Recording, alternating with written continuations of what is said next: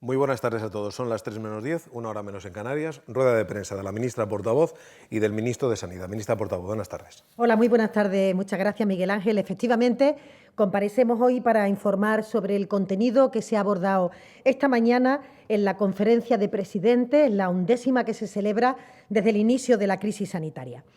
A juicio de todos los participantes, estos encuentros son valorados de forma muy positiva y tienen como objetivo fundamental reforzar el diálogo, la cooperación, la coordinación tan necesaria en estos momentos entre las comunidades autónomas y el Gobierno de España. Diríamos que es algo siempre necesario, siempre oportuno, pero mucho más en estos momentos en un país descentralizado con una arquitectura competencial que se distribuye entre las diferentes administraciones, por tanto, los diferentes territorios, y que necesita más que nunca ese diagnóstico común y esa hoja de ruta que permita a los ciudadanos tener seguridad. De hecho, aunque la extraordinaria situación que vivimos es una situación, como todos los ciudadanos conocen, especial en términos del tiempo, de la capacidad que dedican todas las administraciones justamente a luchar contra el virus, realmente ha puesto de manifiesto que era necesario seguir haciendo de forma sistemática un foro de seguimiento, un espacio de análisis, de debate común, donde el intercambio de información pudiera correr de forma más rápida y el presidente, conjuntamente con los presidentes, poder pararse en aquellos temas que pueda resultar de especial interés, escuchar a las comunidades autónomas e informar de primera mano de las decisiones que el Gobierno va adoptando. Diríamos que han sido semanas duras, semanas de incertidumbre, de sacrificio, pero afortunadamente los datos sanitarios van indicando que esos días se van quedando atrás. Y de hecho la conferencia de presidentes se ha producido en un contexto muy diferente del que se producía hace escasamente un mes, porque a partir de mañana la totalidad del territorio español estará ya como mínimo en fase 1 de desescalada. Una parte muy importante, como ustedes conocen, estará ya en fase 2, casi también aproximadamente la mitad de la población. Y esto significa, y hay que repetirlo, que ha sido el esfuerzo colectivo, el ejemplar compromiso cívico del conjunto de la sociedad española, el que nos ha permitido dejar atrás la etapa más crítica desde el punto de vista sanitario y avanzar con paso firme, con paso decidido en la desescalada. Creo que los ciudadanos que nos escuchan saben que empezamos a reencontrarnos con familiares, a reabrir negocios, a tener espacios de encuentro, en definitiva, a recuperar de forma progresiva los espacios de actividad, de ocio y de cotidianidad. Pero todo, y hay que repetirlo una y otra vez, con la prudencia y con la cautela necesaria.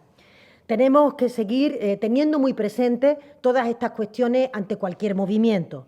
Hemos aprendido, eso sí, a convivir con el virus, protegiéndonos con medidas de distancia física, el lavado de manos o el uso de las mascarillas en los lugares donde se recomienda o donde directamente es obligatoria.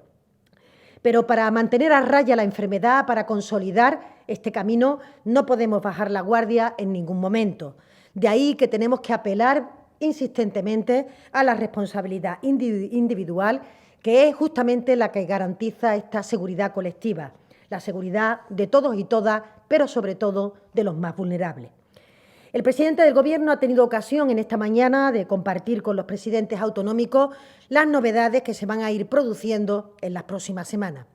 En particular, se ha centrado en diferentes materias, pero sobre todo en 4 aspectos. El primero, la declaración de luto oficial en todo el país por espacio de 10 días, que se aprobará este mismo martes en el Consejo de Ministros. Y todo ello para rendir el debido homenaje y reconocimiento a las víctimas de esta pandemia. No hay palabras suficientes para expresar ni el dolor ni el sacrificio de todo un país por la muerte de tantos compatriotas.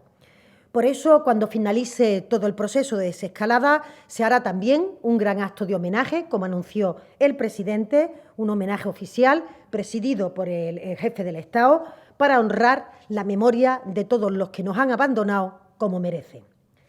En segundo lugar, también el presidente ha trasladado que esta próxima semana se aprobará el ingreso mínimo vital, una medida que necesariamente tiene que trabajarse de forma coordinada con las comunidades autónomas, ya que muchas de ellas, la gran mayoría, disponen de medidas orientadas a los colectivos vulnerables.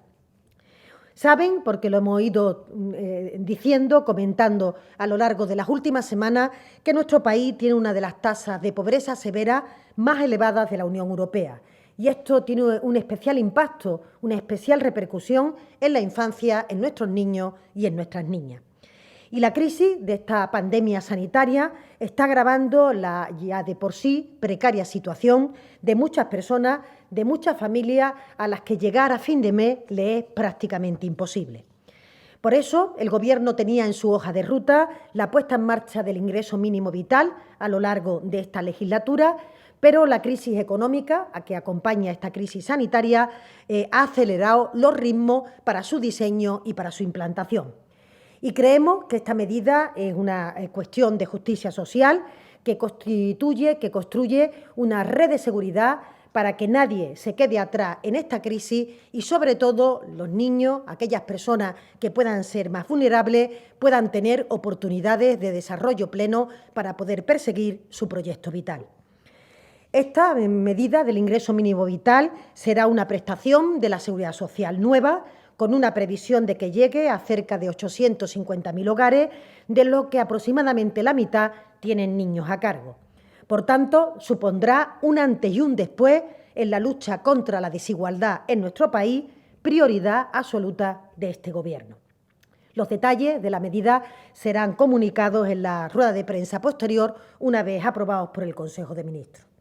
En tercer lugar, se ha abordado de manera intensa la reactivación del turismo, una actividad imprescindible, esencial en nuestro país, porque aporta en términos de riqueza, de empleo y de dinamismo económico una parte muy sustancial de esa riqueza. El turismo, junto a la hostelería, han sido de los sectores más castigados, más duramente castigados por esta pandemia. Una vez que estamos empezando en esta desescalada, ya es hora de empezar a preparar la temporada turística, eso sí, con todas las medidas de seguridad que serán necesarias. Serán actuaciones que nos permitan garantizar que somos un destino seguro, con uno de los mejores sistemas sanitarios del mundo, ahora reforzados para combatir este virus, y también que somos igualmente seguros en todos los movimientos que recibimos a nivel internacional. De ahí que es clara y clave esta coordinación, especialmente con Europa, y que tendremos que seguir trabajando, poniéndonos de acuerdo en los próximos días. De hecho, el turismo genera más del 12% de la riqueza del PIB de nuestro país. Es uno de los grandes motores de esta economía, pero también es un importante embajador, yo diría que muestra de nuestra imagen en el mundo. Por eso vamos a trabajar, y es lo que hemos quedado en la reunión, con las comunidades autónomas para que esta temporada transcurra en las mejores condiciones posibles, tanto en lo que respecta al turismo nacional, que vamos a promover, como también a la llegada de visitantes. Si todo transcurre como pensamos, podríamos a partir de julio recuperar también la entrada de turismo internacional. Una situación que los presidentes autonómicos han valorado de forma especialmente positiva.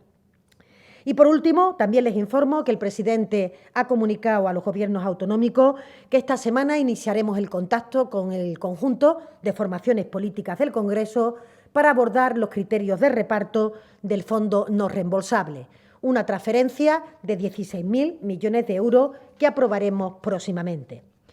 Desde el primer momento hemos manifestado la voluntad de diálogo en todos los ámbitos, en el político, en el institucional y también en el ámbito social. De manera que hemos llegado a grandes y buenos acuerdos con empresarios y trabajadores.